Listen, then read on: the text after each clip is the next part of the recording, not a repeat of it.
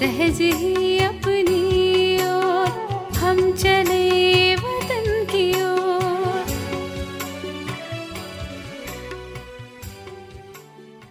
ஓம் சாந்தி 31/11/1971 அவ்யக்த பாப்தாதா மதுபன். அனுபவத்தின் will power மனோபலம் மூலமாக மாயாவின் பவரை சக்தியை எதிர்கொள்வது. ஆன்மீக ட்ரில்லை தெரிந்திருக்கிறீர்களா? எப்படி உடல் ட்ரில்லின் பயிற்சி உடையவர் ஒரு நொடியில் எங்கு மற்றும் எப்படி தன்னுடைய உடலை வளைக்க விரும்புகிறாரோ அப்படி அங்கு வளைக்க முடியும். அந்த மாதிரி ஆன்மீக ட்ரில் செய்யும் பயிற்சி உடையவர்கள் ஒரு நொடியில் புத்தியை எங்கு விரும்புகிறீர்களோ மற்றும் எப்பொழுது விரும்புகிறீர்களோ அதே நிலையில் அதே சதவிகிதத்தில் நிலைத்திருக்க செய்ய முடியுமா? அந்த மாதிரி எவரடியான ஆன்மீக இராணுவமாக ஆகியிருக்கிறீர்களா? தன்னுடைய சம்பூர்ண நிராகார நிர் அகங்கார மற்றும் நிர்விகார நிலையில் நிலைத்து விடுங்கள் என்று இப்பொழுது கட்டளை கிடைத்தது என்றால் நிலைத்திருக்க முடியுமா என்ன? அல்லது சாகார உடல், சாகார உலகம் மற்றும் விகார எண்ணம் விரும்பாவிட்டாலும் கூட தன் பக்கம் கவர்ந்திழுக்குமா? இந்த உடலின் கவர்ச்சியிலிருந்து ஒரு நொடியில் விலக முடியுமா? வெற்றி மற்றும் தோல்விக்கான ஆதாரம் ஒரு நொடியாக இருக்கிறது. அப்படியானால் ஒரு நொடியின் பந்தயத்தில் வெற்றி அடைய முடியுமா? அந்த மாதிரி வெற்றி அடைபவர் என்று தன்னைத்தானே நினைக்கிறீர்களா? அந்த மாதிரி சர்வ சக்திகளின் செல்வம் நிறைந்தவர் என்று தன்னை நினைக்கிறீர்களா? அல்லது இனிமேல் தான் சம்பூர்ண சர்வ சக்திவான் ஆக வேண்டுமா? வள்ளலின் குழந்தைகள் எப்பொழுதும் அனைத்து செல்வங்களில் நிறைந்தவராக இருப்பார்கள். அப்படி தன்னை நினைக்கிறீர்களா? அல்லது இதுவரை 63 ஜென்மங்களின் பக்தி நினைவில், பக்தி நிலையில் மற்றும் பிச்சை கேட்கும் தன்மையின் சமஸ்காரம் எப்பொழுதாவது வெளிப்படுகிறதா? தந்தையின் உதவி வேண்டும், ஆசீர்வாதம் வேண்டும், சகயோகம் வேண்டும், சக்தி வேண்டும். அப்படி வேண்டும் வேண்டும் என்பது இன்னுமா? வேண்டும் என்ற வார்த்தை வள்ளல் படைப்பவர் வரமளிக்கும் வள்ளலின் குழந்தைகளின் எதிரில் அழகாக இருக்கிறதா?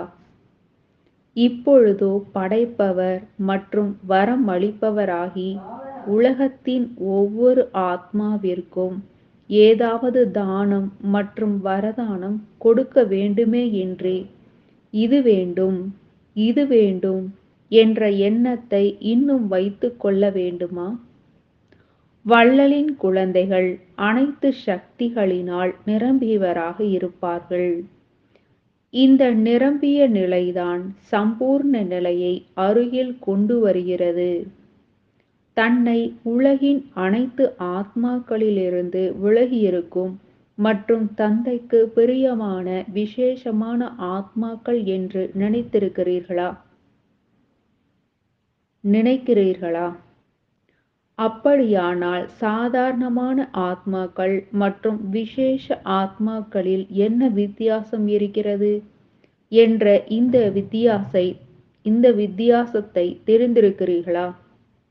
விசேஷ ஆத்மாக்களின் விசேஷங்கள் தன்னை மற்றவர்கள் எப்பொழுதும் சர்வ சக்திகள் நிரம்பியவராக அனுபவம் செய்கிற மாதிரி பிரத்யக்ஷ ரூபத்தில் தென்பட வேண்டும். இல்லை என்ற ஒன்றுமே இல்லை என்கிற மகிமை இருக்கிறது. அது இந்த நேரத்தில் எப்பொழுது அனைத்து சக்திகளினால் தன்னை நிரம்பியவராக ஆக்குவீர்களோ அப்பொழுதுதான் எதிர்காலத்தில் கூட எப்பொழுதும் அனைத்து குணங்களினால் நிரம்பிய, அனைத்து பொருட்களினால் நிரம்பிய மற்றும் சம்பூர்ண நிலையை அடைய முடியும். எனவே தன்னை அந்த மாதிரி ஆக்குவதற்காகத்தான் விசேஷமாக பக்தியில் வந்திருக்கிறீர்கள். என்னென்ன தன்னுள் பிராப்தி இல்லை என்று அனுபவம் செய்தீர்களோ அது பிராப்தியின் ரூபத்தில் மாறிவிட்டதா? அல்லது இன்று வரை ஏதாவது பிராப்தியை அனுபவம் செய்கிறீர்களா? பிராப்தி இன்மையை அனுபவம் செய்கிறீர்களா? இந்த பிராப்தி அழியாததாக இருக்கும் இல்லையா? பிராப்தி என்றாலே பிராப்திதான்.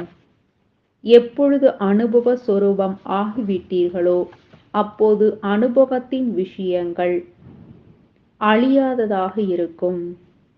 கேட்ட விஷயங்கள் வாயுமண்டலத்தின் பிரபாவத்தின் ஆதாரத்தில் கிடைக்கப்பெற்ற விஷயங்கள் மற்றும் ஏதாவது உயர்ந்த ஆத்மாக்களிடமிருந்து கேட்டதின் ஆதாரத்தில் அந்த பிரபாவத்தினுள் பிராப்தியாகியிருக்கும் விஷயங்கள் அற்ப காலத்திற்கானதாக இருக்க முடியும்.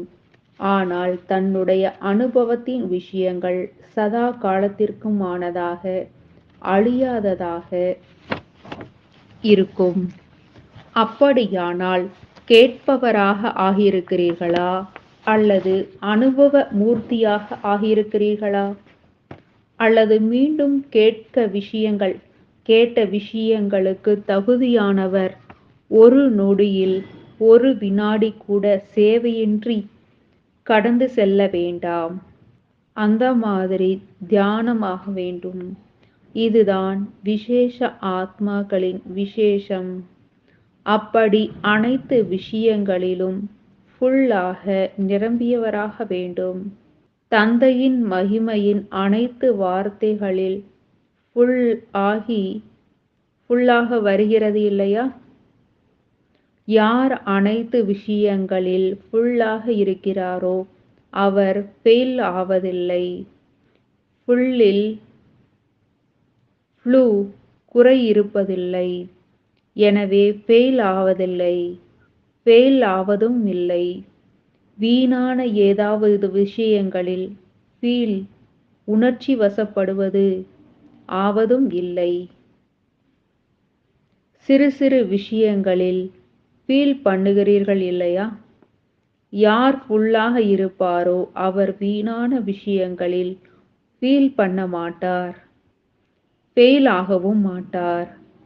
அப்படியானால் அந்த மாதிரி திலகம் இடப்பட்டவராக ஆகியிருக்கிறீர்களா? அனைத்து சக்திகளின் நிரம்பியதின் திலகத்தை தனது நெற்றியில் இடப்பட்டிருக்கிறீர்களா? ஒருவேளை மேலே சொன்ன திலகத்தை எப்பொழுதும் நெற்றியில் இடவில்லை என்றால் நினைவில் கூட நினைவு செய்வதற்கு பதிலாக என்ன செய்கிறீர்கள்?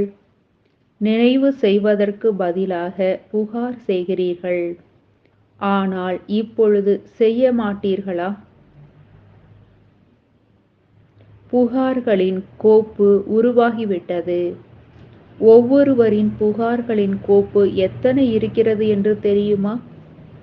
எனவே நிரந்தரமாக நினைவில் இருப்பதினால், நிரந்தரமாக வெற்றி அடைபவர் ஆவதினால், நிரந்தரமாக சேவைக்கு தகுதியானவர் ஆவதினால் புகார் செய்வதின் அவசியமே இருக்காது.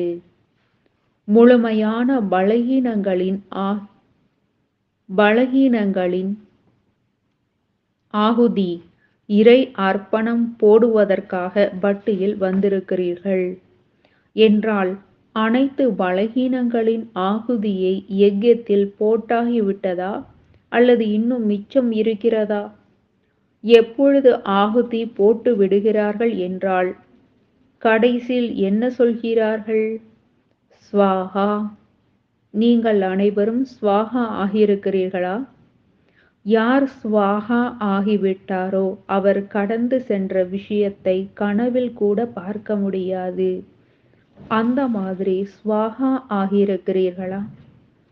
தைரியம் மற்றும் உற்சாகம், இந்த இரண்டுமே பெரும்பான்மையானோரின் ரிசல்ட்டில் இப்பொழுது தென்படுகிறது.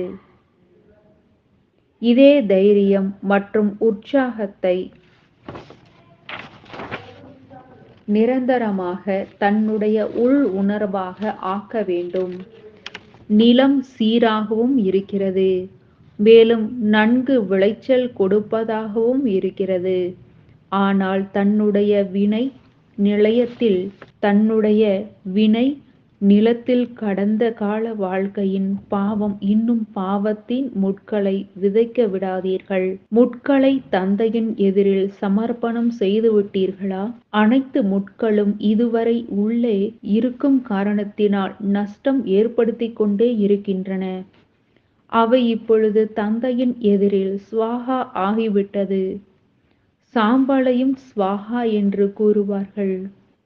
சாம்பலான பொருளை மீண்டும் ஒரு பொழுதும் தன்னுடைய நிலத்தில் விதைக்கக்கூடாது, அதாவது நினைவில் கொண்டு வர வேண்டாம். ஸ்வாஹா என்றால் பெயர் அடையாளம் இல்லாத நிலை. இன்றிலிருந்து சதோகுண ஆத்மா தன்னுடைய சமஸ்காரங்கள் இவை அல்ல என்று அந்த மாதிரியை புரிந்து கொள்ள வேண்டும்.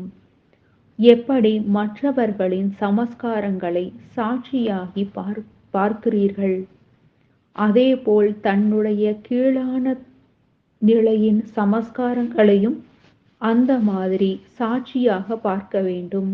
அந்த மாதிரி அவற்றை அழித்துவிட வேண்டும். ஸ்வாஹா ஆகிவிட்டது என்று நினைப்பதினால்தான் எப்பொழுதும் வெற்றியை அடைந்து கொண்டே இருப்பீர்கள். நல்லது. வரதானம். நிமித்த உணர்வு, கருவி மற்றும் பொறுப்பில் இருப்பவர் என்பதின் நினைவு மூலமாக மாயாவின் வாசலை மூடக்கூடிய டபுள் லைட் ஆகுக. யார் தன்னை எப்பொழுதும் நிமித்தம் என்று புரிந்து நடந்து கொள்கிறாரோ அவருக்கு டபுள் லைட் நிலையின் அனுபவம் தானாகவே ஏற்படுகிறது. செய்பவர் செய்விப்பவர் செய்வித்துக் கொண்டிருக்கிறார். நான் நிமித்தமாக இருக்கிறேன். இதே நினைவின் மூலமாக வெற்றி ஏற்படுகிறது. நான் என்ற உணர்வு வந்தது என்றால் மாயாவின் வாசல் திறந்தது. நிமித்தம் என்று புரிந்தீர்கள் என்றால் மாயாவின் வாசல் மூடப்பட்டது. அப்படி நிமித்தம் என்று புரிந்து கொள்வதினால் மாயாவை வென்றவராகவும் ஆகிவிடுகிறார் மற்றும் டபுள் லைட் ஆகவும் ஆகிவிடுகிறார். கூடவே வெற்றியும் அவசியம் கிடைக்கிறது. இதே நினைவு நம்பர் 1 பெறுவதற்கான ஆதாரம் ஆகிவிடுகிறது. ஸ்லோகன். திரிகாலதர்ஷியாகி ஒவ்வொரு காரியத்தையும் செய்தீர்கள் என்றால் வெற்றி சுலபமாக கிடைத்து கொண்டே இருக்கும். நல்லது. ஓம் சாந்தி. तुम बच्चों को तो सर्विस करनी है, जो बाबा कहते हैं सबको ये बताओ कि देखो तुम्हारा एम एंड ऑब्जेक्ट ये है, एक गीता है बढ़िया, ये राजयोग है ना बच्चे। कैसे है राजयोग? बिल्कुल सहज है कि बाप को याद करो तो ये वैसा मिलेगा तुमको। ओम शांति।